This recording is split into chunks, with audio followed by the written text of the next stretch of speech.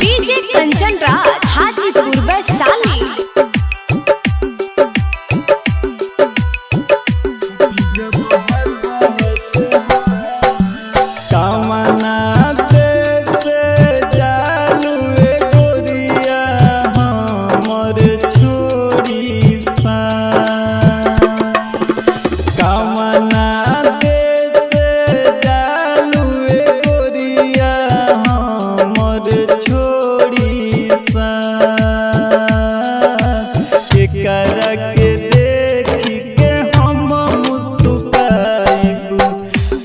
जब हाथवा से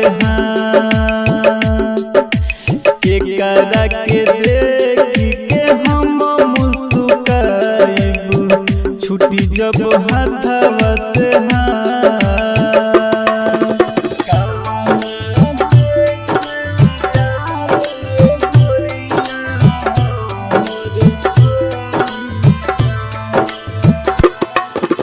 डीजे कंचन राज हाजीपुर वैशाली।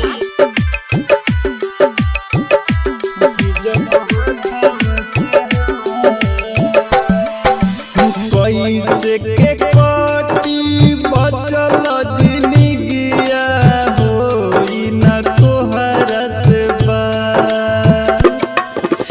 कैसे के कटी बचल जिंदगिया होई न तोहरा से बात।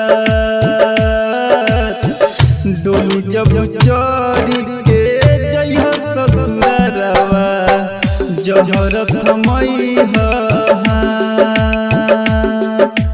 केकरा के देखी के हम मुस्कुराइबू छुट्टी जब हाथवा से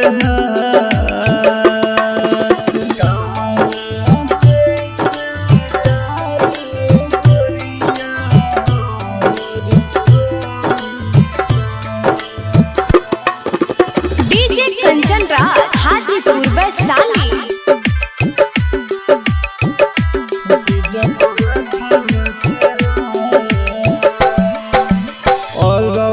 सावरिया से करेलू तू दूरी बुझेलू ना जजबा।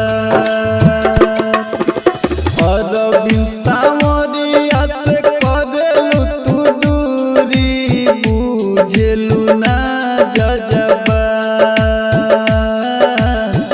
जानू अभिषेकवा के छोड़ी के ससुरवा काहे करेलू तू घात। केकरा के देखी के हम मुस्कुराइबू छुट्टी जब हाथवा से शिवमा रिकॉर्डिंग स्टूडियो सुगौली।